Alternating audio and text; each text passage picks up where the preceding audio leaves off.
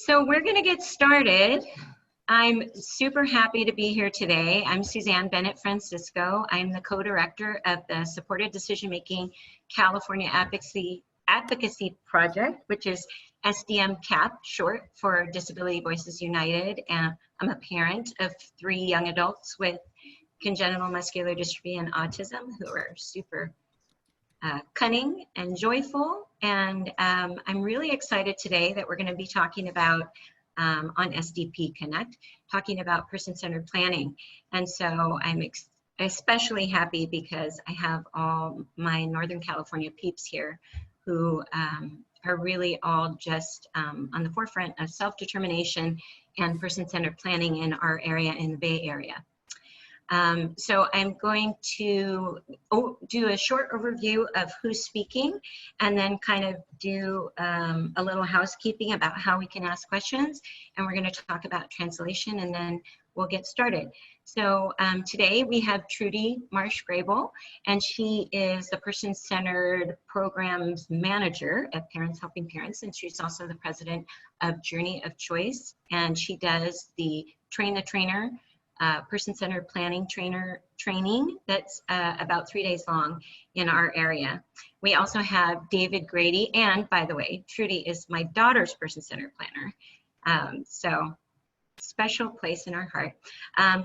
David Grady is the Central Coast Manager for State Council on Developmental Disabilities, and he has more than 30 years experience and really is just in the trenches with self-advocates and families, and a great person with a lot of experience in self-determination and overall in our community. And then we also have Kishan Sreedhar.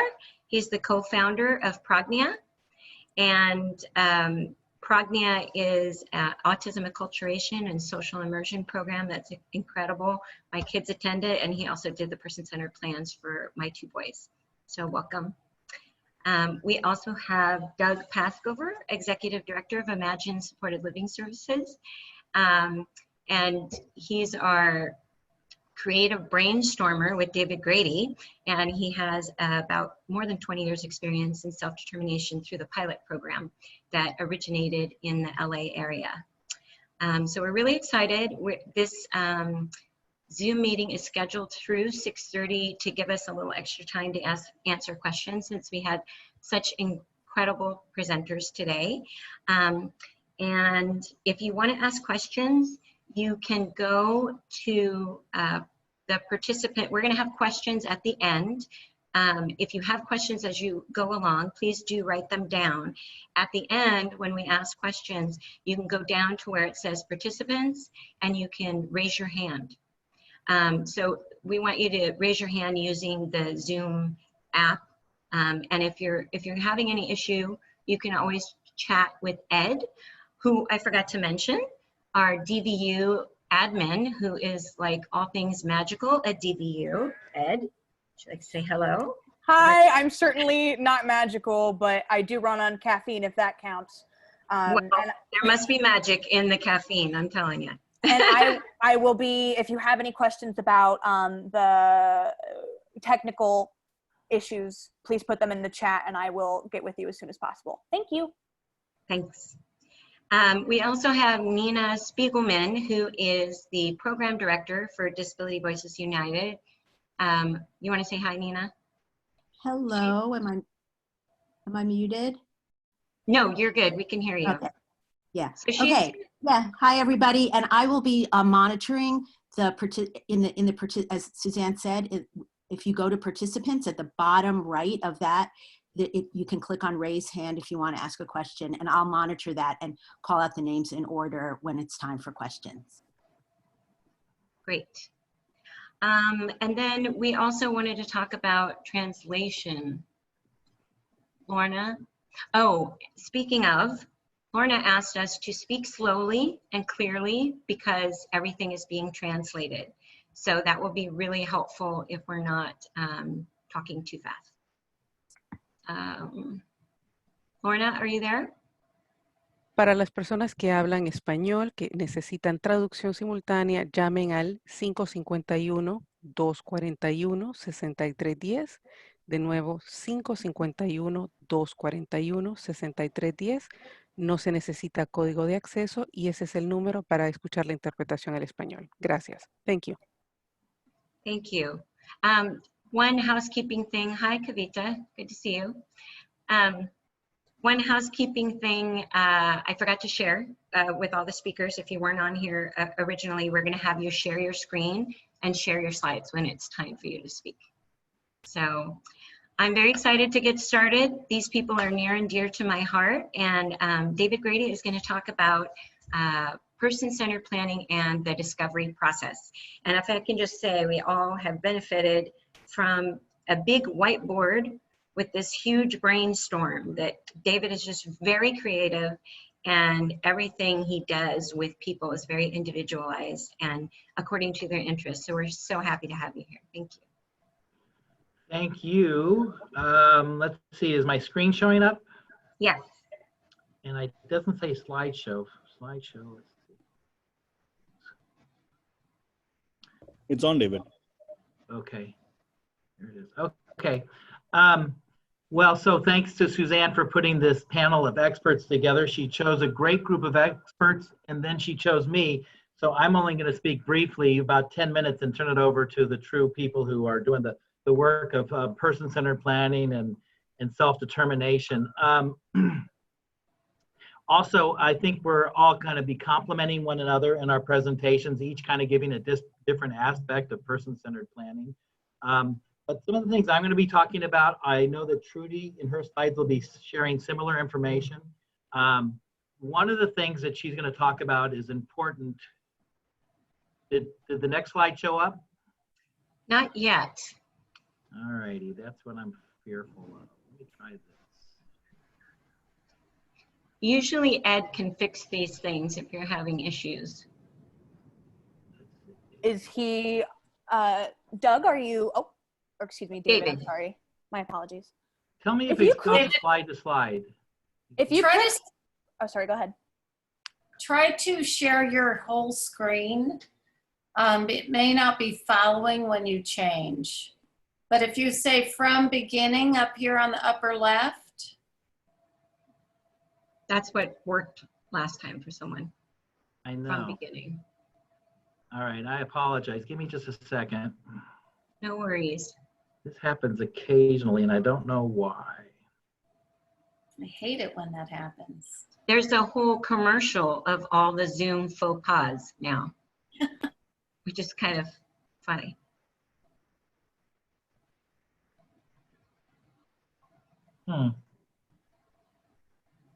Does it change slides when I change slides? No. No. Well, darn. David, Okay. David, when you pick the slide that you're sharing, make sure that you're picking the second screen that pops up when you start the video, as opposed to the one where you are now launching the video from, or the slideshow from. I'm also working on pulling up David's PowerPoint on the back end so that I can provide support if necessary. Although, Nina, I'll need you to monitor the chat in that case. Oh, darn it. Well, let me get started. I'm going to do I see a chat here. Is it a, That could work if Ed needs to put it up there. Do you have it? Do you need me to resend it to you? Please resend it to me, Suzanne. Okay. Okay, as they're doing all that, and we'll work through our glitches, I'm going to do this little clever thing where I stop and then I share. Okay, so, no, that doesn't work.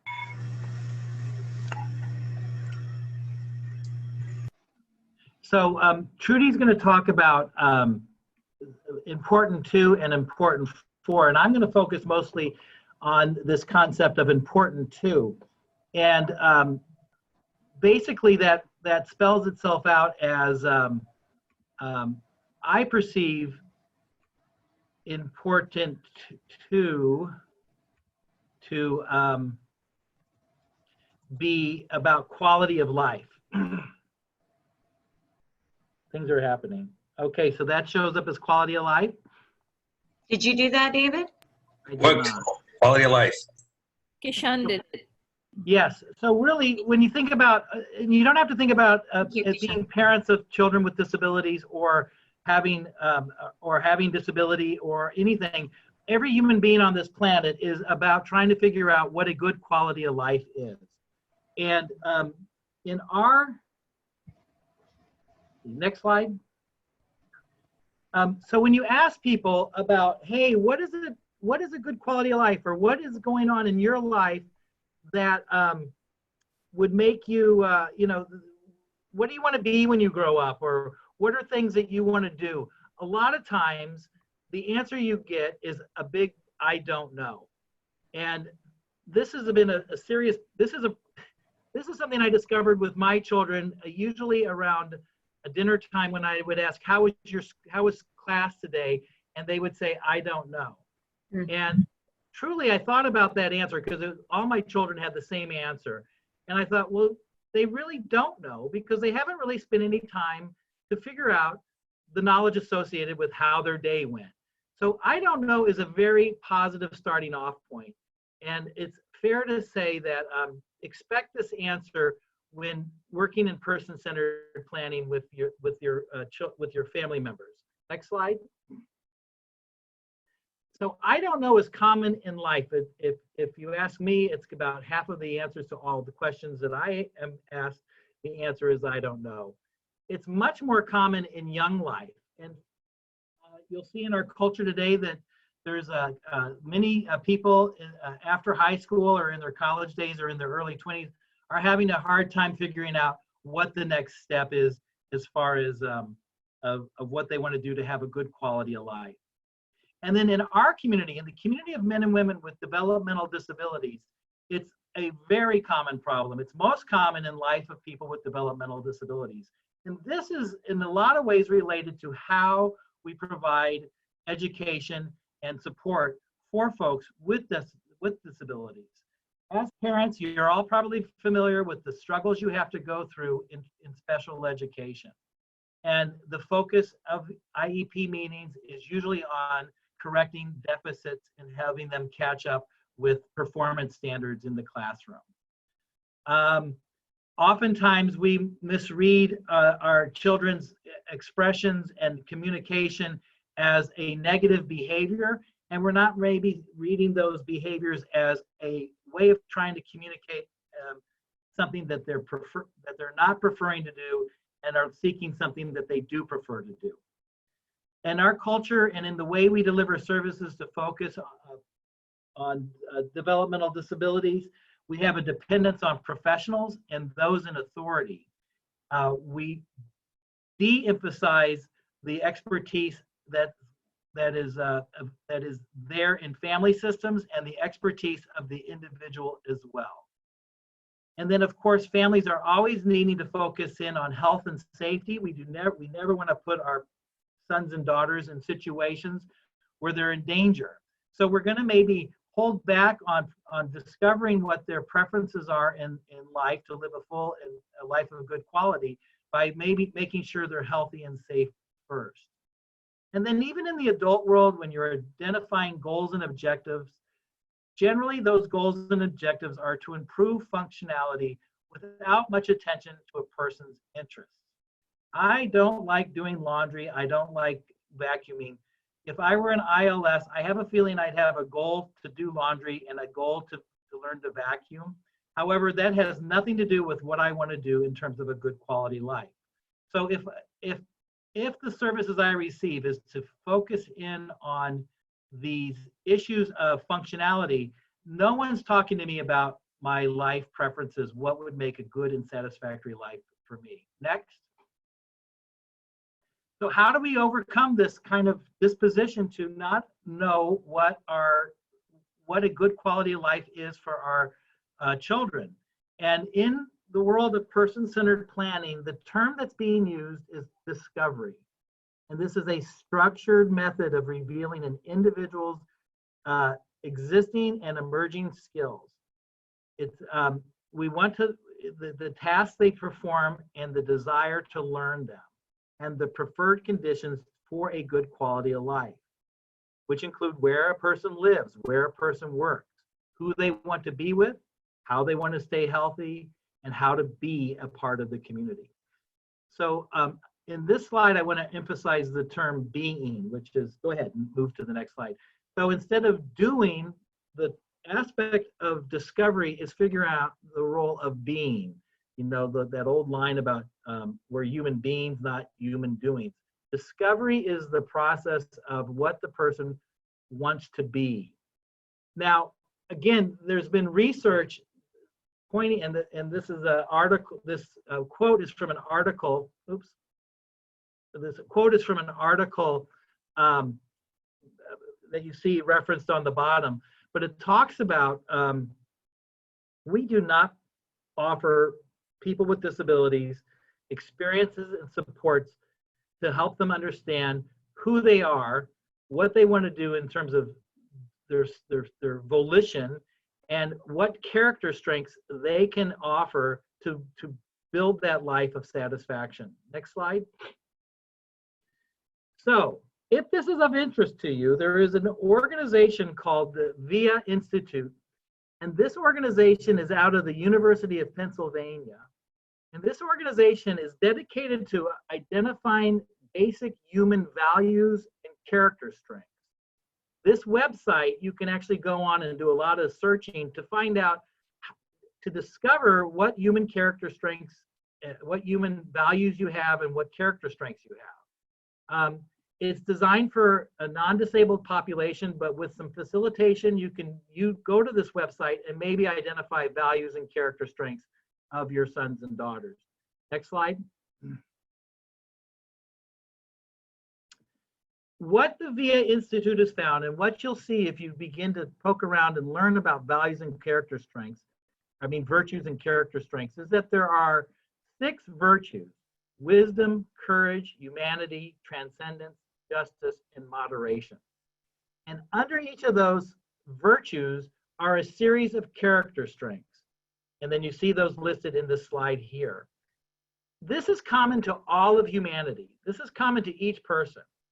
You can identify me, if you were to, as you get to know me, you would find that my interests would definitely weigh toward the wisdom side, and particularly on the character strength of creativity.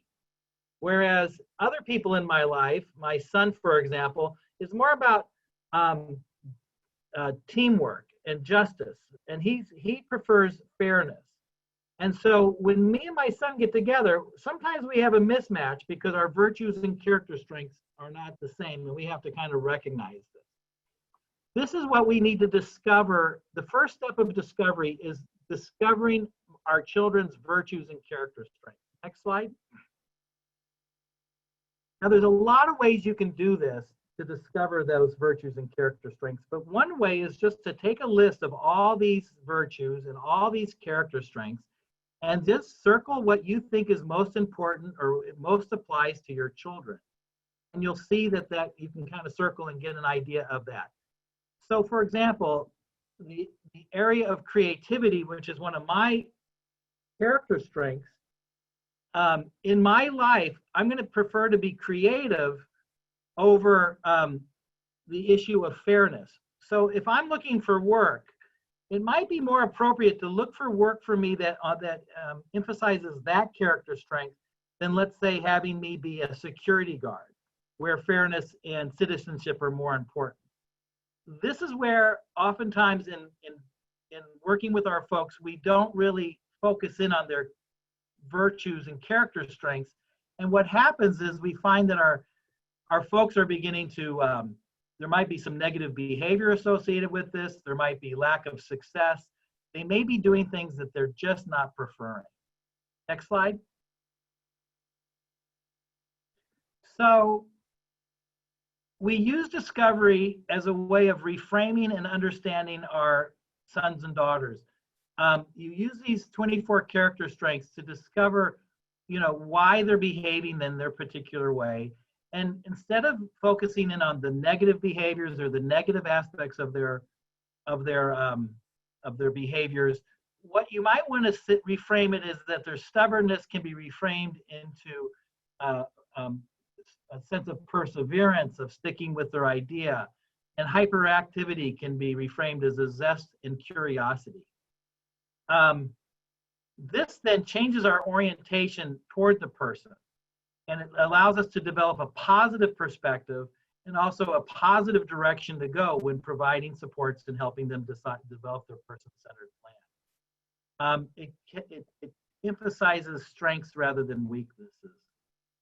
This enables us to begin strategizing and planning for their future that would lead to a good quality of life. Okay, next slide. So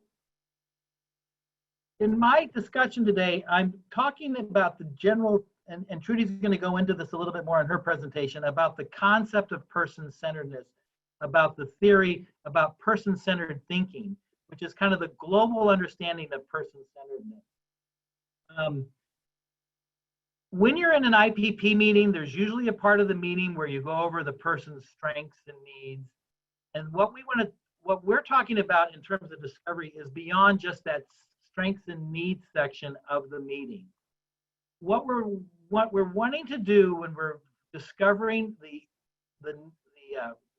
life preference, the preferences for a good quality of life for our sons and daughters, is identify these character strengths. And what happens is that our children will begin to report a better quality of life. They'll have a zest for life, curious, hope, be more hopeful, and report having a greater life satisfaction.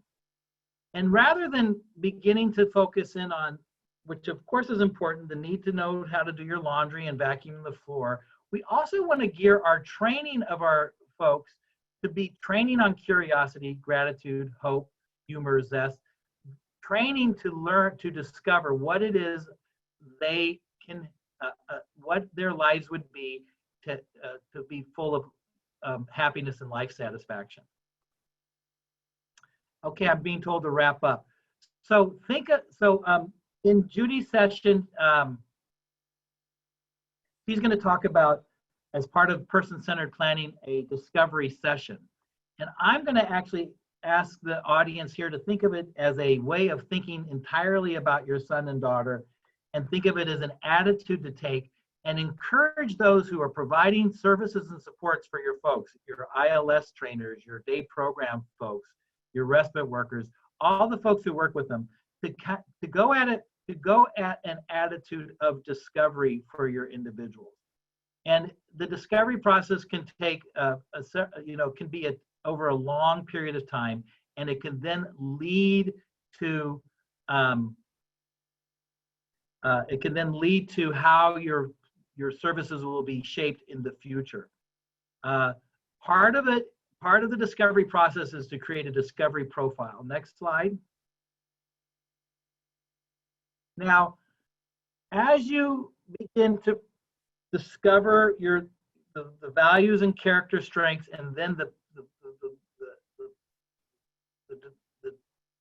supports and services for them to lead a good quality of life, you're going to get pushback, because discovery is not in the vocabulary of regional centers, and nor is it in the vocabulary of the provider network, and it's not in the vocabulary of your direct service providers. So what you're going to have to do is be subtle and use your interpretation skills to help them understand that as you begin to advocate for person-centered services, to discover the needs of the preferences of your children. And this, I know Kishan's going to go in this. He's going to talk about language that empowers people and empowers our advocates. And rather than be directed by regional centers and service providers, you're going to want to start directing services. You're going to ask for open-mindedness on the part of the service provider. And you're going to need to be an expert. You become the expert, not the provider of services. And so you'll need to do some research on how to do discovery. And that you can do by a Google search, discovery, person-centered thinking, and you'll find several toolkits online. And I think that is the end of my presentation. Next slide. Yes. So that was a quick overview. I hope it was helpful, and I hope it prepares for the other training we're going to be doing. Thank you so much, David. We really appreciate your wisdom, and I know that's exactly how you operate. It's a great example for all of us. So thank you so much. We're going to have Trudy join us and give an overview of person-centered planning. And again, she does the 3-day training up in our area. She works at Parents Helping Parents, and she also has her own company, Journey of Choice. She's the director or president of Journey of Choice. So thank you so much for being here. And I know Kylie says hello. My daughter. I think you're muted. I'm not muted anymore. It was fun chatting with Kylie yesterday. It was. Thank you for the picture. All right, so I think my most important role is that I'm a parent. I'm a parent of a young lady who uses regional center services. And I've been with Parents Helping Parents for coming up on 30 years. If you include my volunteer time, it's been over 30 years. And I've been a parent of my daughter for 36 years next month. So I've had a little bit of time involved in the process of the experience of supporting someone who requires services, of serving families whose children require services, as well as supporting individuals who need supports. And so I have a pretty vast background in working with families and people with developmental disabilities. I'm going to go over the 3 PCs. There's a lot of person-centered language out there, so I want to just define those for you. So person-centered thinking is really the first step in understanding from the person's perspective. So what we're looking for when we're talking about person-centered thinking is a shift from controlling and power over someone and telling them what to do all the time to shared power, shared experiences, shared discovery of what might work. And so the thinking process really needs to change and be present before you can get into planning. So it's really important for us to understand that there's a thought process and a thought shift that needs to occur. Person-centered planning is creating a document, and that document's going to contain all the discovery that David was talking about, where you're learning what's important to this person, how do they want to be supported, what are the visions for this person for now and in the future, and what don't they want present in their lives. All of those things would go into a plan, as well as outcomes. And those are going to be person-centered outcomes, not, goals where, as David mentioned earlier, where we're going to say, well, we'll be able to, perform in this way. The outcomes are going to be, Suzanne will have a richer life through having at least one new friendship. And then we're going to work on how we're going to support Suzanne in achieving that process. And then there's person-centered approaches. And that is how we provide the supports to people. So you've got 3 components. You've got to shift your thinking first. Then you have to create a plan through that discovery process and getting information from everyone who knows and cares about that person. And then the approaches are really the shift in your behavior toward the individual. You're going to recognize that they have their own wishes and desires. And as parents, that's really hard for us to let go of sometimes, where we go, okay, well, especially when it comes to boyfriends and girlfriends, we're like, oh no, all I heard was sex. And so we want to make sure that we're thinking about those approaches of saying, okay, so my son wants a girlfriend. What do I need to do to help support that and make that happen and support that from not going away because it makes others uncomfortable? So hopefully that gives you a little bit of insight. The important two piece that David talked about is the core of person-centered planning, along with what's important for people. So how we learn about what's important to us is these 5 qualities of how we feel about our experiences. We feel fulfilled. We feel satisfied, happy, comforted, and content. I know that I'm happy when my phone works, but if I went to the bathroom and it was in my pocket and when I went to sit down it fell in the toilet, I would not be happy. So we're talking about quality of life, but we're also talking about people's belongings and what they want in their life. And we tend to use what's important to them as a weapon to make them do what we want them to do. So there's a shift in that process as well. Important for is always looking at people's health and safety, as well as being a valued member of their community. We want people to go out, to be said hello to. We want them to have community connections. That's one of the very important parts of the federal waiver for home and community-based services, is to have community. And so being a valued contributor is really important for our folks. So we're looking for balance. It can't be all about important to, or we're going to have somebody that's really challenging, right? And we're going to find ourselves going, uh-oh. So but if it's all about important for, it's not a very good life. It's kind of like, where's the fun? I'm kind of thinking that lately about the last 4 months. So we want to bring those to a level playing field of we're providing and supporting that person to have what's important to them while providing health and safety considerations and their value in the community.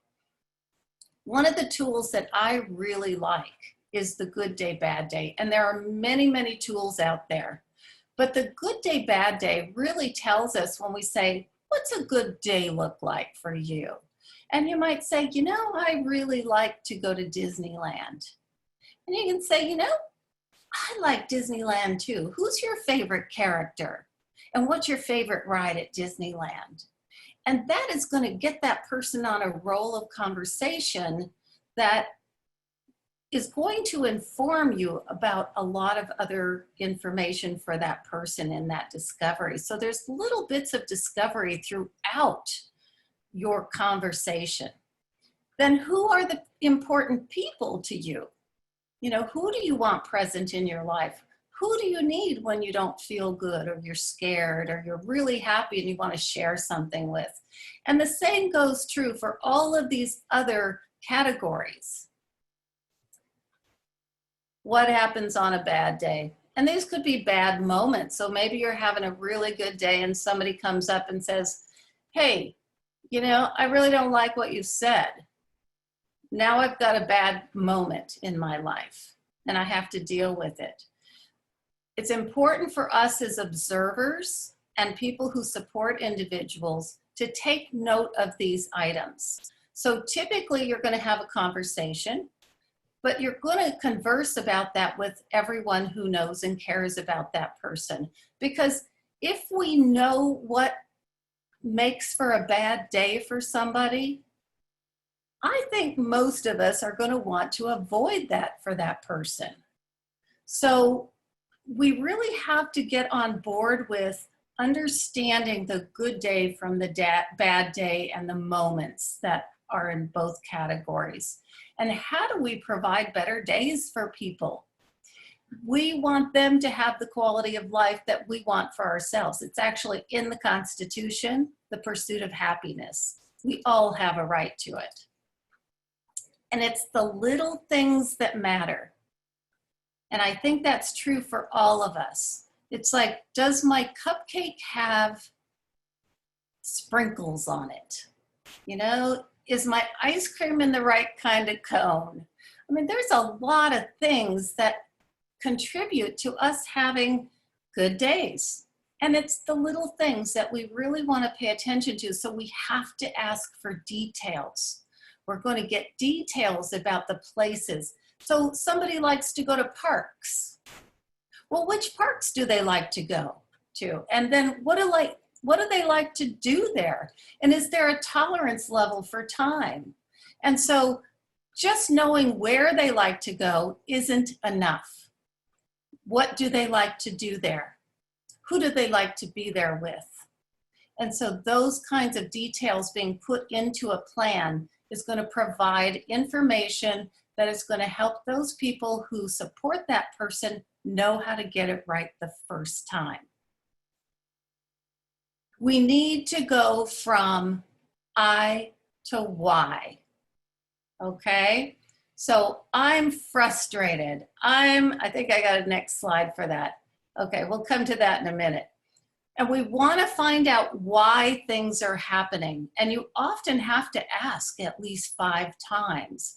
Toyota, with a D, is the founder of Toyota, the motor company. And he designed the 5 whys as a format for getting deep into discovery, to learn more about what's going on with someone or why something happened. One why is not going to get you the information you need. So oftentimes in my experience with training people, and I don't just do the 12-hour training, which is not the train the trainers. That's the introduction to person-centered thinking. The person-centered planning, train the trainer, is actually an 8-week course requiring the 2-day training, the 12-hour training. Now we don't do it in 2 days. Some people still do online, but that would get a pretty long day. So anyway, so what I hear a lot is, oh, I had a client like that. I know how to deal with that. I can tell you how to do that. Give me an afternoon with that person and I'll take care of it. So instead, ask, why do you think this is happening? Not, I have a fix for that. Why is this happening? Some people say, I've got a client just like that. Well, there's nobody just like that person. And there's nobody who has the same set of reasons for presenting a certain way as anyone else. We're all unique individuals. So from I've got a client just like that to how could we learn more about why she does that? And then we're going to have conversations with people. That's discovery. I know what to do. Let's move that to, why do you think this happens? A lot of these are asking the same questions, but in different ways to make people think. I've seen that a lot. They all do that. But what does it mean to this person? So we really want to get to what is affecting this person and how do we help make that person's life better by understanding that and how we support them. So we're going to use meaningful questions when we do that. We talked about the Disneyland experience. Okay, so Disneyland is on my list of favorite activities, right? What was the best part of Disneyland? Well, maybe it was having lunch with the princesses or going to Goofy's, whatever it is, you know, the restaurant where Chip and Dale are there. We know that those things are important to the person. We can use the tell me more about that. Oh, that sounds like a lot of fun. Tell me more. And then what made it so much fun? What was it exactly that made that fun? So maybe it was getting to see Minnie and Mickey and getting their picture taken. So we're going to know that if anybody takes that person to Disneyland, they got to see Mickey and Minnie. No hugs now, right? So we're going to replace telling people how to do things, the people that use the services, with asking for insight. Wow, I just noticed that you really put your books down hard on the table. can you tell me how you're feeling? Is something up? Because if they don't have good language communication, like word communication, they only have one other way of expressing themselves, to let you know something's up. If you live with someone else, you know that's true. You know, if you're mad at your spouse, that there's no words required, right?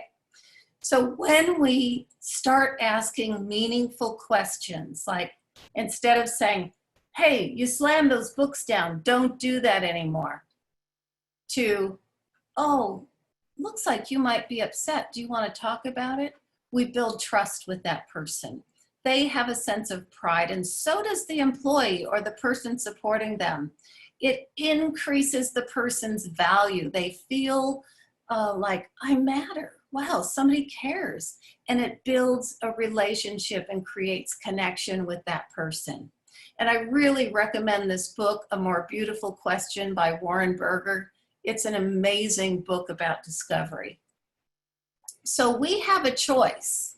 When somebody's exhibiting or responding in a way that makes us feel uncomfortable, and of course, if you're being hurt, that's an entirely different situation and it can't be ignored. We need to address that. But if they're just grumbling because they're mad because something got canceled, let them grumble. You know, put that right in their plan. You know, when Lauren's upset because something got canceled, she needs to grumble for at least 30 minutes. Grumble with her. Say, oh, that's not fair. You're right. That sucks. We say that about the coronavirus a lot right now. And we could, with person-centered approaches and thinking and planning, we could actually be preventing this chaotic exacerbation of situations that didn't need to go there. We just needed to respond differently. So other ways when you're looking at situations, you really need to think outside the box from, gee, you are not being very nice. Give me your iPhone. I'm going to take your iPhone away for a week. And you'll have to earn it back by saying nice things. And when you say at least 10 nice things to me, you can have it for an hour. Now, if your person is an adult, I just want to suggest that if your spouse or boyfriend or one of your adult kids said to you, Mom, I really don't like the way you said that to me. Give me that phone. You're going to want to deck them. So we need to be honoring what's important to people and saying, you know, it sounds like you're really frustrated with this. Can we work on some ways for you to tell me about this that aren't going to hurt my ears or aren't going to make me feel sad? So we're going to get creative when we're working with teams about, well, what if we tried this? What if we went to, you know, the ice cream factory on our way to the doctor's appointment or after the doctor's appointment? And instead of saying, we're not going unless you go to the doctor's appointment, we say, hey, as soon as this appointment's over, guess where I'm taking you? I'm taking you to get ice cream at your favorite place. It's a totally different approach and tone. So what could we try? Couldn't we at least do this? So we really want to get good at asking questions, which is why this book, A More Beautiful Question by Warren Berger, I really urge you all to listen to it. Because we know as people who support individuals, we're not only working with the person that we support or love, we're working with the people that support and love and support that person. So we need to treat them with person-centered approaches. And finally, you know, there's a lot of new information. I have been a parent for 46 years. I hate to admit it. But things have changed since my children were young. And the approaches that we were given 20 years ago are not the approaches that we use today because we try to honor people. And so we can forgive ourselves for not knowing what we didn't know before we learned it. And thank you so much for inviting me. I love talking to families and being with families. It's where my heart is. Thank you so much, Trudy. I really appreciate you joining us. And, you know, Trudy did the person-centered plan for my daughter, and we had person-centered planning meeting with Kishan and Kavita. And at the end, I'm sure some of you are familiar with this, in the process, we made this big poster of what we like and admire about Kylie. And she has it hanging in her room, and she'll point to it and have me read it to her. And I think one of the best things about that whole process was talking about how she hates people. I shouldn't say hate, but it does kind of look like hate on her face. When people are being condescending to her and think that she doesn't understand, or talking to her like a baby. And I think she really likes this list. I actually went and got it because it said she has a very good understanding of people and what they're saying, and she's determined, and she's helpful, and she's kind, and you know, qualities that all of us have, and that she loves to hear it. So anyway, thank you for sharing, and for sharing in our lives, because we all benefit. Thanks so much. Thanks. And we also have Kishan Sreedhar. Next, he's the co-founder of PRAGNYA, and my kids, along with Kavita here, and my kids attend PRAGNYA every weekend. He's done the person-centered planning for my boys, and he's going to talk about wisdom therapy and empathy, and this experience that we've had of their ally program that's just amazing, and how that lends to person-centered planning. So thanks so much, Kishan. Thank you, Suzanne, and thank you all for taking the time out to listen to us. I really want to thank even David and Trudy. Trudy is a wonderful experience. Every time I listen to you guys, I learn a lot from this. So let me just start off with my slides, and I don't know where they are right now. There you go, somewhere there. Oh, there you go. I had the problem. Yeah, I know it's coming. There you go. Are you guys able to see the? Yes, we see the whole thing, but not just the slide. Okay, there you go. Whew, that was task. Thank you all. Yeah, and we are a little bit about me. I am a person-centered planner. I got into this 2 years ago, and for the past 1 year, I've been writing plans. And today, of course, I'm sharing something along with people who I learned from, like David and Doug, who are there on this as one of the speakers today. I do have a situation where I talk fast sometimes. I will try to be mindful to talk slow so the interpretation can happen. If somewhere you missed out something, just message on the board and I can get back to you afterwards for sure. So today, of course, I've been asked to talk about wisdom therapy is something which we use in our PRAGNYA. Now, the talk, of course, is called Working with PRAGNYA. I told you I have a double role myself. I have a 14-year-old niece who's on the spectrum, and her name also happens to be PRAGNYA. So working with PRAGNYA is one thing, and also PRAGNYA in Sanskrit means awareness, a heightened sense of awareness. So that's a play on words there. And the third, of course, is the shameless plug of organization called PRAGNYA, which works with individuals on the spectrum. So the before we got into person-centered planning, our organization was working towards being mindful and being good human beings, and trying to tap into this potential of being a good human being to be able to connect to another person. This, of course, is something which we caught on very early. It's a quotation by Carl Rogers, one of the very famous psychologists in positive psychology. And this person-centered thinking philosophy is very interesting. And I would request everybody to just take a look at this particular statement or quote from him, where he says a person is a fluid process, not a fixed or static entity, not a block of solid material, not a fixed quantity of traits. Meaning,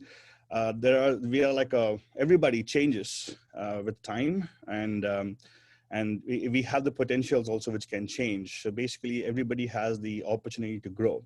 So one of the things which we focus on today's talk also is about how we can identify some strengths in people around us, and also in ourselves also for the matter. because I do understand there's some self-advocates with us on this meeting today. So it might be a useful thing for you guys to research more about wisdom therapy. So wisdom therapy, of course, is one of my professors. His name is Shawnee Robbins. He's a professor at Stanford as well. He kind of pioneered this technique of wisdom therapy, and he identified a bunch of wisdom skills which are important for people to use, and he uses that in his therapy. So what we did at PRAGNYA is we took the approach of a wisdom skill wherein we said, yes, it's important for us to be leading a developmentally oriented life, which means one which is guided by the practice of wisdom skills. Now, these wisdom skills, something which anybody can practice. And with practice, as you guys know, practice makes perfect. And of course, nobody has mastery over these skills, but it's about being mindful about these skills. Some of the skills, of course, a few of them which I can highlight today, of course, mindfulness, empathy, compassion, gratitude, emotional intelligence is part of the wisdom skills, humility, ego transcendence, and realism, of course. So I know these are, we all might know the meaning of all these words. The question is how many of us actually practice them? And at PRAGNYA, we actually have a program called Ally Support Program, where we actually break down these skills and give them, you know, a way of practicing in day-to-day life. And these wisdom skills actually come in very handy when you work with any aspect of your life. And today, of course, I'm going to focus on the concept of person-centered planning, which of course is an excellent way to go in terms of, I think, identifying a person's quality of life or also adding to somebody's quality of life.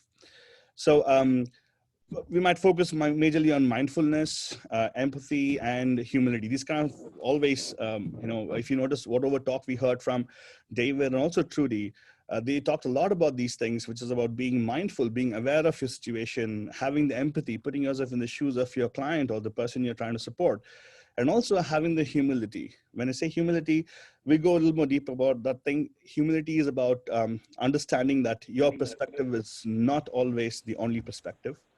And we'll talk a little more about that for sure. So let's start with mindfulness. As we're aware, mindfulness is about being aware of every situation, or I would say more than paying attention to things around you. And especially when you're working on a person-centered plan, it's very important, like how Trudy talked about discovery process. Same with David, he said discovery process.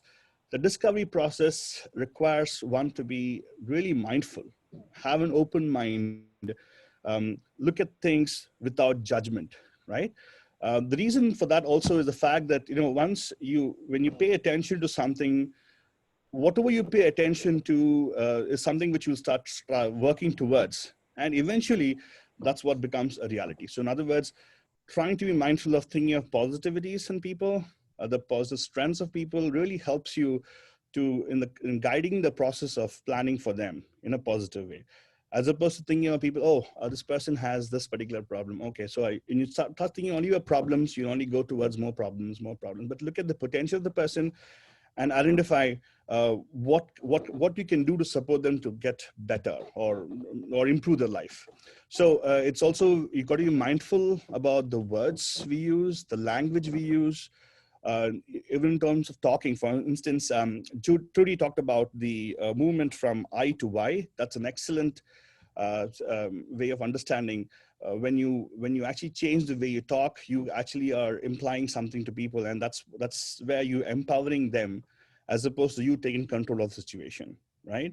It's about that. It's about being mindful about what you say and your surroundings, their surroundings, what affects them. So yes, it is a practice. And are we all mindful? I doubt it. But it's a skill we keep practicing. And the goal is to be more mindful, more opportunities you get in life. And life does throw opportunities at you. So opportunity to practice mindfulness is the key. Today is not a session where I'm going to teach you about mindfulness. I'm going to be talking about the wisdom skills I have used in my practice of person-centered planning. Another thing which I have really benefited from is understanding empathy and compassion. We all understand the words empathy and compassion. We understand compassion to be feeling, but in reality, compassion is the action element of empathy. So empathy is more of a feeling. I always give this reference to our allies who we train, who are typically high school students. I give them the difference between sympathy and empathy, wherein sympathy is where you feel, oh, you say that, right? So, oh, I feel you're in a bad situation is what the thing is. But empathy is when you go and say, I understand, it happens to all of us. And then having the ability or the motivation to do something about the situation to support them. So in other words, it's about empowering the individual to do something about the situation, right? Hence, we try to use the word help, because help comes from a standpoint of a power over, as opposed to empathy, which is actually a support word, which is the best word to use, which is power with.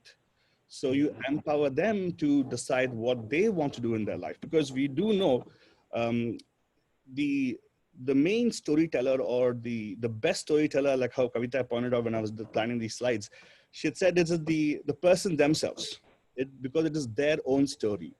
Yeah, you'll get different perspectives from people, but you should be able to understand that you need to empower them to be able to tell that story, right? Hence, when Trudy talked about the language used of I to Y, the W, the five Ws is where you get them involved to communicate, right? So again, the premise which we enter into personal planning, when you talk about strength-based, it is important for us to understand that basically everybody have certain potential in them, they have strengths, and they do have capabilities. You cannot go into a situation where you say, oh, this person can do nothing about it, but you have to go in and identify this potential. So challenging your own thought about somebody. In my case, of course, when I was writing a plan for my niece, I had to separate myself from the whole fact that, okay, you know, my niece is 14 years old. She's minimally verbal. So I had to say, no, she is verbal in a positive way. She can talk about her interests. She does show interest, because one thing which we believe in PRAGNYA is when it comes to communication, you cannot not communicate. In other words, even if somebody is keeping quiet, they are sending a message to you. So that's the premise we go with. So understanding that every individual has some kind of potential, strengths and capabilities they have, and we need to be having the compassion to see how we can actually get that out of them, or try to see how we can empower them to improve on those skills or potential or the strengths, right? That leads us to this concept of humility and ego transcendence. Now, I had a quick question. I don't know if anybody can answer this. How many slides, how many faces of this cube can you see? I want to just see. Raise your hands if possible, guys. I want to quickly, if somebody can just, okay, let's see. Can somebody turn on your, Taline, can you please turn your mic on and tell me how many slides you could see in that, how many sides of the cube you could see? As of this moment, I see 25, but earlier when you were showing your presentation, I only saw 5. No, I saw three cubes, three. 3 faces of the cube. Very good. Right, that's all I can see. Thank you. Thank you, Jordan. So my point exactly. So the thing is, when I look at a perspective of a person or an individual, I try to understand the fact that, you know, it's important to note that at any point in time, you only have a certain perspective over the person. Well, in reality, a cube has 6 sides, right? But any angle you see the cube, the most number of sides you can view of a cube is 3. So in other words, there are other sides of a cube which you don't know about. And there lies the humility when you approach an individual. And that also ties in beautifully. In fact, Trudy, when she talked about the language, she did talk about the fact that, you know, there are some things you might not know about them and try to get to discover. And through discovery, you can do it for sure. You can learn about that. So, and also to understand that life is forever changing, ever evolving. When that happens, we should not resist. In other words, if somebody says my life situation changed, you know, after like COVID, we can't go and say, no, it didn't change. You still are a kid. You can't do that. You got to accept that. And that's the whole thing. You got to accept the change. And most importantly, not judge. In other words, abandon any filters while you're approaching a person they're planning for an individual, right? So if you notice, I talked about this previously also. It's about being of support to someone in a very authentic way. When I say that, people generally, when they enter into a personal plan, or they talk about, at least my experience, and families, most of them actually are always figuring out, oh, what services can I get? What can I do to get this service, get that service? And I tell them it's not about getting the service or that service. It's about how to improve one's quality of life. In fact, you heard this word from David in the previous presentation. Also, Trudy talked about the richness of life. And that's what I'm talking about. Identifying an individual's quality of life through mindfulness and being aware of what they are right now and where you can reach them, where you can take them in terms of supporting them adequately.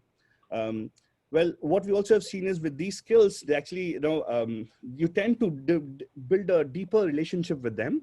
And that is, in other words, you build a trust with them. In fact, as Trudy talked about building trust, and that's very important. And trust builds when you are vulnerable to somebody else. That's how somebody starts building trust with each other. So these skills definitely have come in handy in my practice. Another practice which I would request anybody and everybody I meet is to maintain something called as a gratitude practice. It's a journal. When you do gratitude practice, you bring attention to the privileges we enjoy, and it also opens our mind to understand the impact of the lack of the same privileges in some other people's lives, and how you can actually exercise that empathy and convert it to compassion, to act upon it, to make sure you can bring a balance. And that's exactly what even, everybody strives towards, finding a balance and fairness for everybody to be able to achieve what they want to achieve. So these skills definitely have helped, us in PRAGNYA. At PRAGNYA, we have this term called Get PRAGNYA. It means get aware. In Sanskrit, I told you it's an old Indian language. PRAGNYA you can't translate to one word because it's multiple words. It's a heightened sense of awareness, which also includes mindfulness. So we tell people, whatever life you approach, whatever situation in life you approach with PRAGNYA or awareness. In this case, of course, if you're planning a personal plan for somebody, using these skills actually gets you, to better understand another individual and see how we can add value into their lives more than anything else. So of course, with that, I think my slideshow ends. I hope I was not too fast. I do have a habit of going really fast, but that's about it. So again, thank you all for your patience. And if you have any questions, or if I went too fast, I apologize, and I'll be happy to go over the slides with you guys in person if you wanted. It was just perfect. I know how fast you can talk. You did a great job. I was being mindful, a wisdom skill. Exactly. Thank you so much for sharing that with us. We all really needed to hear that, and how impactful it can be in person-centered planning, and really the person feeling like they're heard in that process. Thanks so much. And now we have Doug Pascover, who is the Executive Director of Imagine Supported Living Services. I forgot to mention, Kishan and I are on the San Andreas Regional Self-Determination Advisory Committee, and David joins us there. And Doug, I think, has been there since the beginning of time, and started in the self-determination pilot program in Southern California. So he has a really rich experience, and I think you still support some of the people in Southern California. So thank you so much for being here and helping us understand how to tie the person-centered plan to the spending plan and the self-determination program. Yeah, thank you. That was an overly generous introduction, especially because it's a little bit less than 20 years experience I have, not more.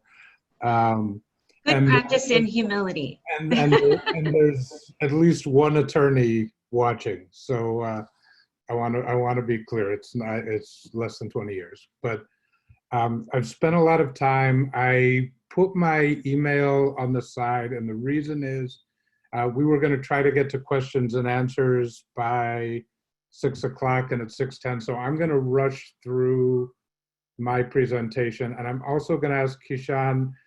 I apparently have to close Zoom in order to change something so that I can share screen. Do you have my slides, and can you do for me what you did for David? Yes, just give me a second. I got to pull it up. Okay. I very much appreciate it. Sure, sir. Sorry, one second. Kishan's very generous. The main, that's, I see, that's you. Give me a second. Yeah. So the main point that I want to get across, because I've heard a lot of feedback on self-determination that it is too complicated. And one of the parts that's too complicated is getting from the self-determination plan to actually starting. And so the main message of my presentation that I'm going to rush through is it doesn't have to be hard. And I do believe it won't be hard. The reason it feels hard is because we are so used to doing things one way, where you document a need and then you document a solution and then you connect the need to the solution and then that makes money and the money goes to a provider. And so the main point that I want to get across is it's really not that important, the linkage from this person-centered plan to the IPP to the spending plan. That it's not very important how those things all line up. And nobody right now believes that because we're not used to self-determination. But it is true. So you're going to see, it's the subtitle of this presentation. Go ahead to the next slide. It's going to be okay. This really can be easy. So the basic process is you may do a person-centered plan. You don't have to. I thought you did. I just learned you don't have to. But I certainly value it. And I think Trudy and David and Kishan all gave good reasons to do one. The budget will be certified based on the previous 12 months. The annualization of any new services that were added during those 12 months, unmet needs, or a change of life circumstances. It is very helpful if you are going to ask for money for unmet needs, it is very helpful if the person-centered plan includes those outcomes that weren't being addressed. But other than that, the real point of the person-centered plan is so that you have a good, coherent idea about what you're trying to do. It is not the source for the regional center to say yes or no to your budget unless you're asking for unmet needs. After the individual program plan is done, you do a spending plan. We're going to talk about that mostly because that's the part that seems to be confusing people. Man, you're trying to make me talk like you, Kishan. Can you go back 2 slides? Sorry. I can't go that fast. Okay, forward one.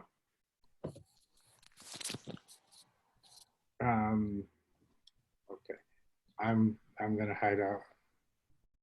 Yeah, if you can go forward one.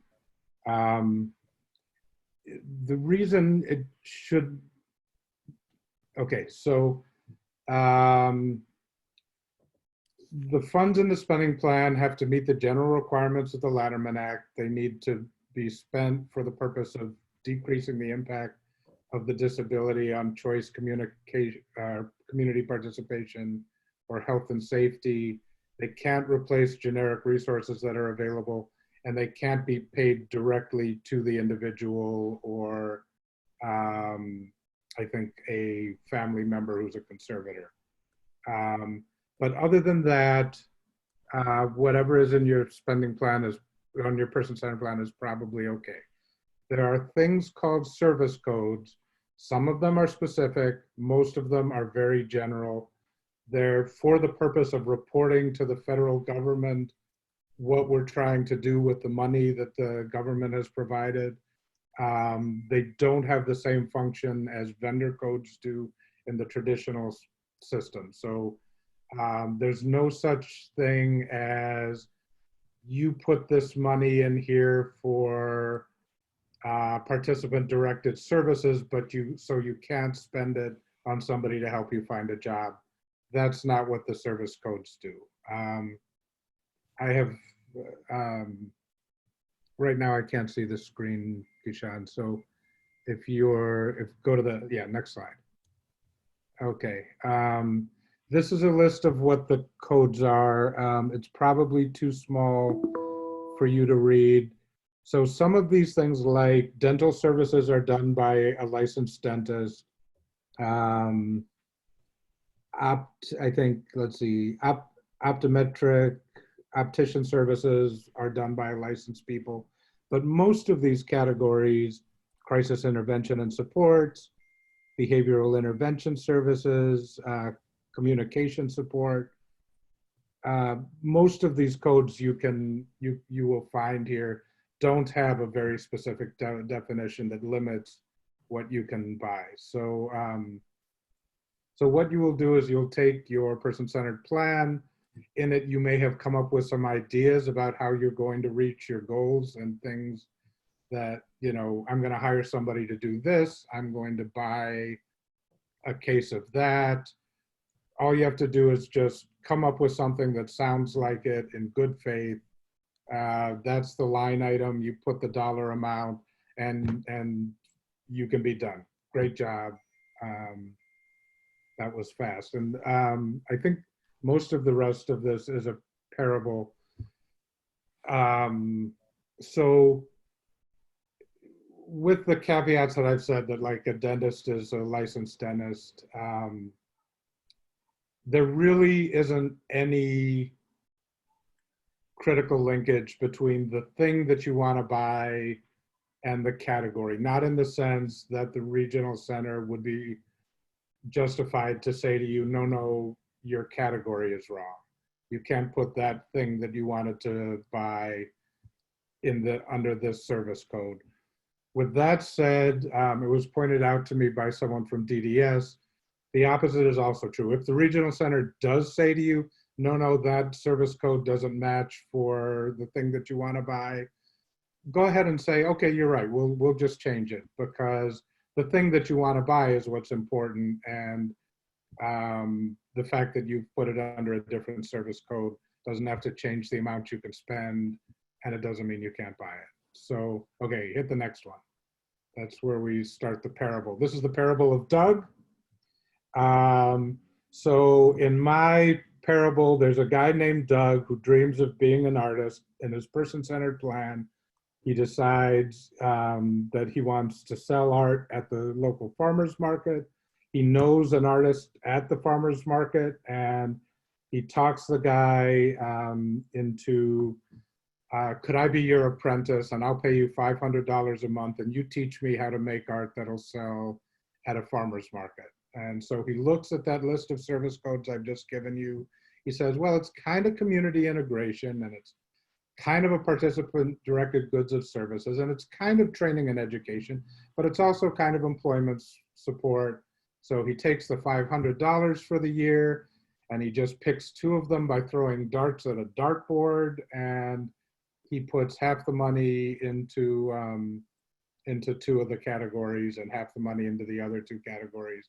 And he's going to use that to pay for his apprenticeship. Okay, next slide. So 3 months later, Doug's not getting good results. He's a little bit tired of it. Nobody's buying his art.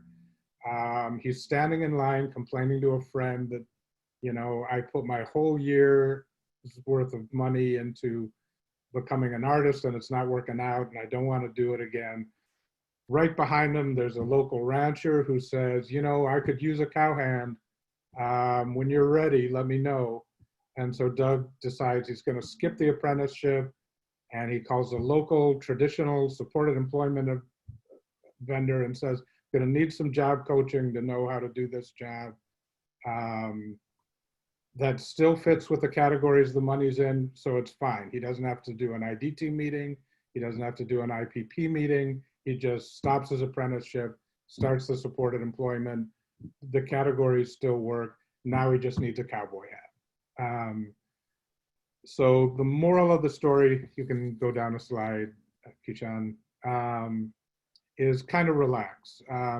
This isn't as hard as it seems to be.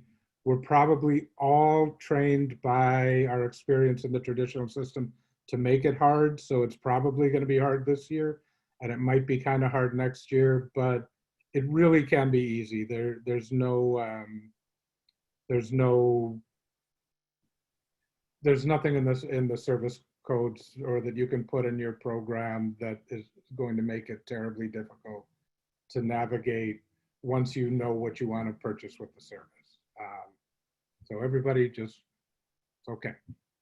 That's Can mainly. I interject one thing that I learned in the process Sure. of developing the spending plan? Uh-huh. The thing that caught me by surprise was the employer burden piece. Mm-hmm. That if you're employing people, you know, through your agency or by yourself or whatever, the responsibility to pay the Social Security and taxes from the employer perspective, and that adds about 15 to 18% to the budget. So, for instance, I wanted to pay people $25 an hour, but the cost that rolls through my spending plan is like $28.50. Right. An hour. So you really have to be mindful in that and find where the play is in the budget. Now, we had enough play in the budget that didn't get in the way of us getting any services, but that was one of those things that sort of blindsided me and our social worker at regional center. They're like, well, I don't know what that is. And so that calculation, it needs to be a separate column or whatever, it's a percentage rate that is charged. So I would say, just a flag somewhere saying, if you're paying somebody for professional services, that's a little bit different calculation. But if you're paying somebody to do sort of ILS or going out in the community or job coaching or whatever, you're paying them an hourly rate, then that needs to be considered as a part of your budget. So anyway, that's just right. And that's the part of discovery that's part of self-determination. And, even if there's not play in your budget, you could have paid $23 an hour instead of 25 and still probably been okay. So there's a lot of after you do the spending plan and you start, there's still a lot of learning and there's still a lot that's important. Yeah, you may feel like you have a lot of money to start out with, and then it's not quite as much money as you think you have. That is correct. And as somebody who mostly I was looking at like a common theme in life, actually. Regional center building at, $42 an hour or something like that. They were getting billed at $42 an hour for this particular service, and I'm like, well, I'm not going to pay somebody $42 an hour. I'll pay him 20 or 25. Woo! I can double my hours. Mm-hmm. Not quite. It was. It took a little bit of work to work through that. Anyway. Mm-hmm. Thank you, Joanna. And thank you so much, Doug. I really appreciate it. I know around in our area, we know we're going to go to Doug and he's going to make it all better and explain it in very simple terms for us. So I'm sorry, were you finished with what you wanted to share? I'm sorry? You know what, this next slide, feel free to share my slides. The next slide is important information for anyone who doesn't have it, but I don't have to talk about it. So we can go to question and answer now. Okay, thank you so much.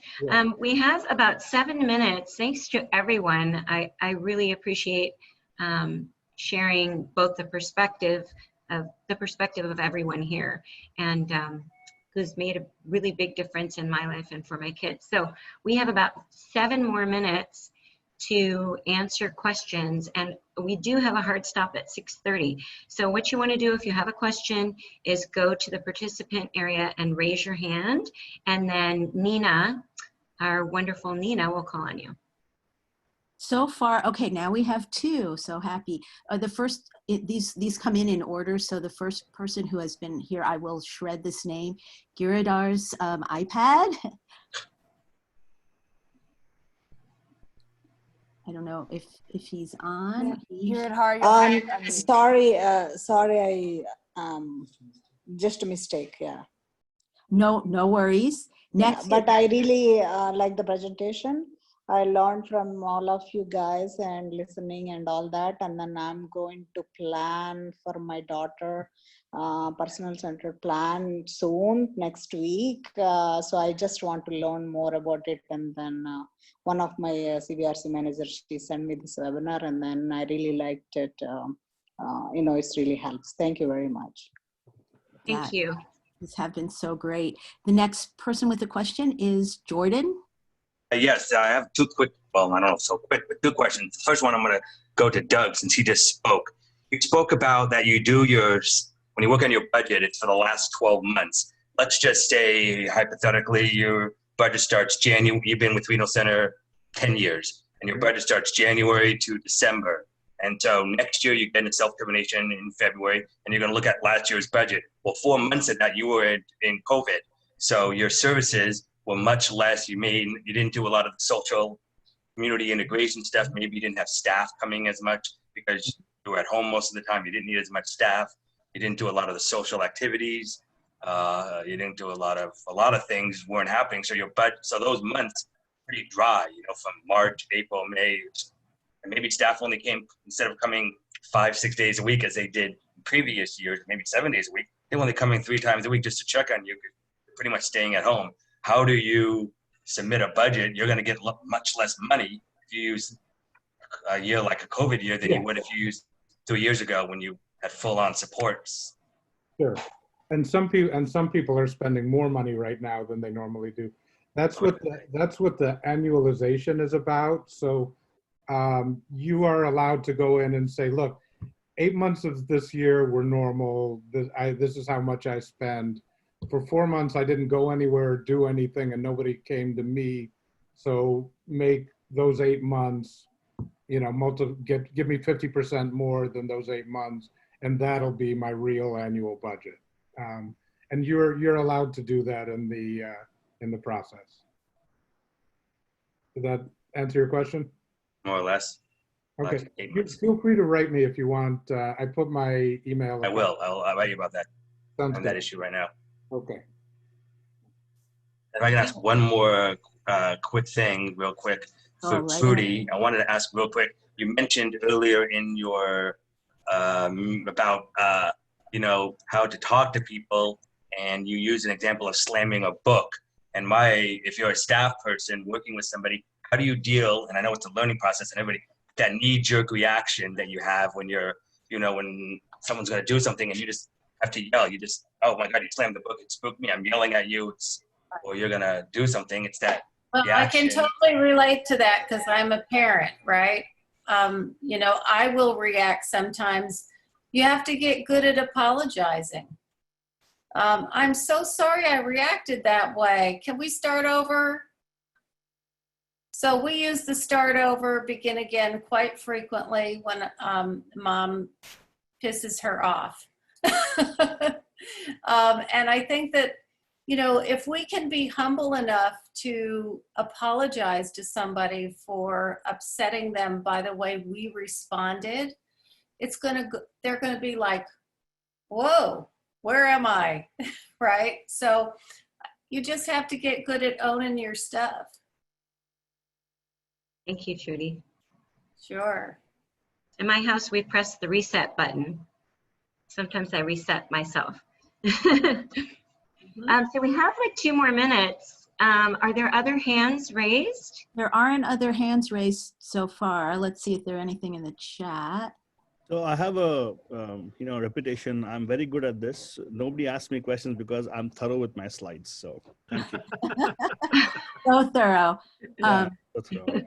So incredibly thorough. I just want Asking questions is the best part to get the answer. Yeah. I'll just make one comment. This is just Doug's presentation. He made it sound so beautifully, wonderfully easy. And I know that was like sort of the point. And that was great. But throughout all of these SDP Connects, and then I've just been hearing from a lot of parents, actually, no, even if it's supposed to be and you do it all right, you pick the right categories and that there's still an incredible amount of nitpicking by the regional center. There can be just a questioning and a resending you back and I guess, is there any just sort of words of wisdom, like magic words that they'll say, okay, I get it, all good. Because people complain about that so much. Yeah. Go ahead, David. Oh, go ahead. David, Well, I think Doug made a point, and he might emphasize it when he speaks but I think if you go to your regional center and say, hey, I want the 12 months, what I spent last year, those 12 months, that's what I want for my budget this year. I think you're going to have less pushback from regional center because that's the cost neutrality aspect of self-determination. Unfortunately, the Department of Developmental Services has gotten themselves behind the 8 ball so that so many of our families are not getting the services they need, that when they go and try to create a budget, they're asking for more money than they had been spending in the previous month. You have to realize that whenever you do that, you're going to have to be a tough negotiator. And I think it just comes with the territory. I think about I'm into sports, and Patrick Mahomes just got $500 million. The Chiefs did not just give him that money. He had to be a tough negotiator. And so I think the more money, you don't have to go in there, don't go in there with cap in hand as much as prove your point and why you need this money and be a tough negotiator and work toward getting that. What to do. Let me just clarify. Some people are getting great budgets. It's the spending plan that gets nickel and dime. The spending plan gets too much review. That has been happening over to Doug. Yeah. Yeah, I don't think there are magic words. Just understand that you are talking to people who have spent whatever time they've been in that job being told this vendor code goes with this kind of service, can do these things and not these other things, and it can't be a good, it has to be a service. And of course, every documented word matters because it has to, because it always does. And now they're in a world where they can relax a little bit, and they don't necessarily relax. When the governor's budget cuts were not accepted, I still haven't relaxed. So, it just takes people a while not to worry about things they've had to worry about.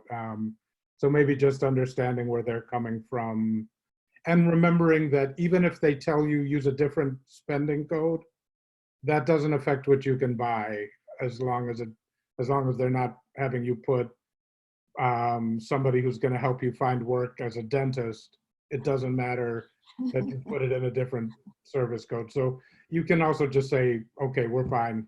Put it in the code you want. May I add something to Nina? Sure. So I think your wonderful use of words, some words of wisdom. I would say I don't have so much of wisdom. I've just started doing IF roles. I've sat in with some negotiations, and like how David and Doug pointed out, it actually is about exercising one wisdom skill, which is, I don't mean to sound like a broken record, it's empathy.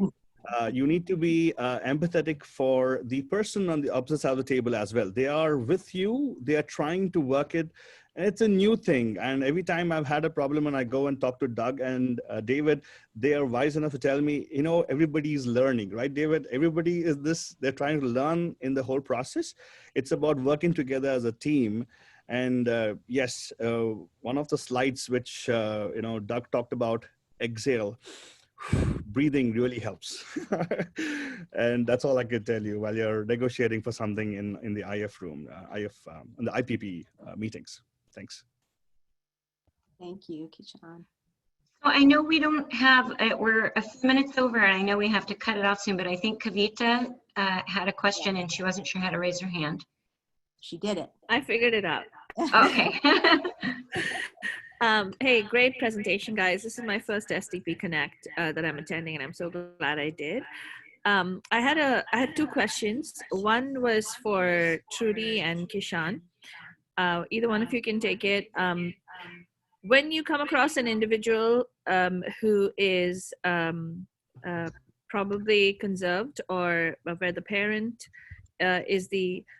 it's a single parent household, or the parent is the only person who wants to be a part of the person-centered planning meeting, and you clearly can read in a situation that the individual is able to articulate but is intimidated by that situation. How do you handle it? That's one question, where the parent has a lot of input. And then for Doug, the question is, you said that you gave the example of Doug wanting to go from an apprenticeship to another program, and that the code would be the same. My question is, in the spending plan, suppose you said it could be this or that.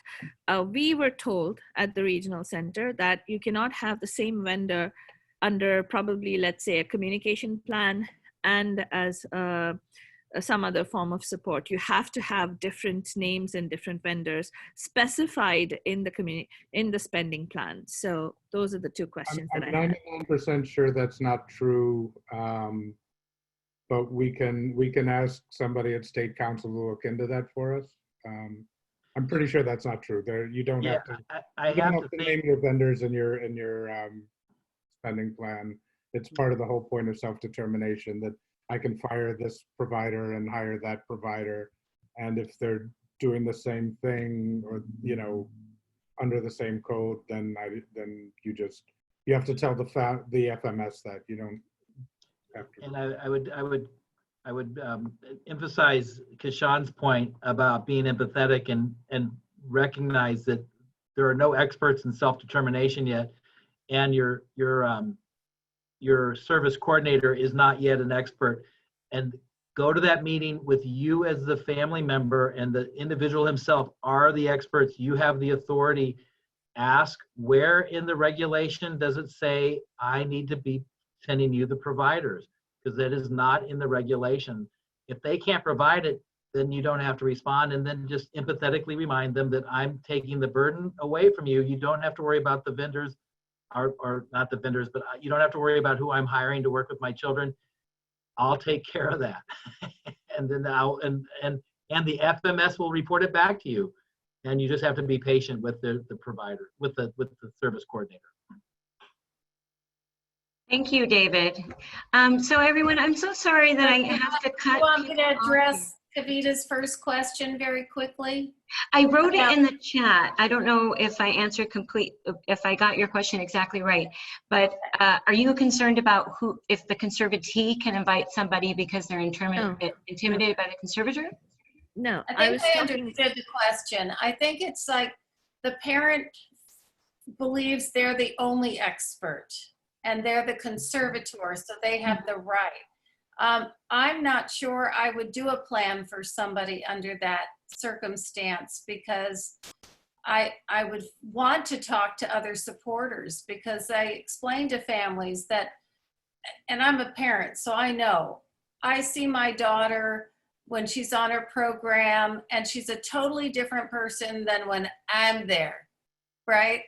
And so we need to see them in the variety of settings and get information from the individuals who are supporting them in a variety of settings.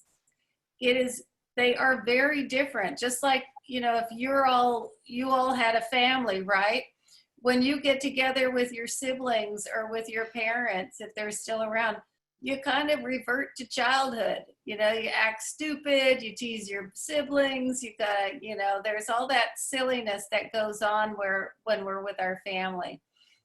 And so it's important for us to recognize that and share with families how valuable the information is, because every time I've done a plan, I don't care who the person is, it's the mom, it's the dad, they're like, I didn't know that.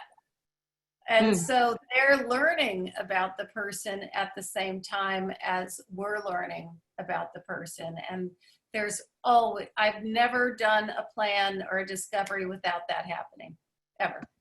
Thank you. From parent to parent. I would like to second what Trudy is talking about. In my plans, I've had situations where the parent want to run the whole meeting. I give them the reference to the cube, wherein I say, okay, here's a cube, tell me how many sides can you see? And always the answer is 3. So it's an excellent way of trying to explain to them that to understand the individual is not just enough to have your perspective, you got to have other people's perspective as well. The sad thing, what I've realized with doing around 15, 20 plans so far, is the fact that when you try to plan the circle of support, the outsider perspective is always missing. There are no natural circle of supports for individuals.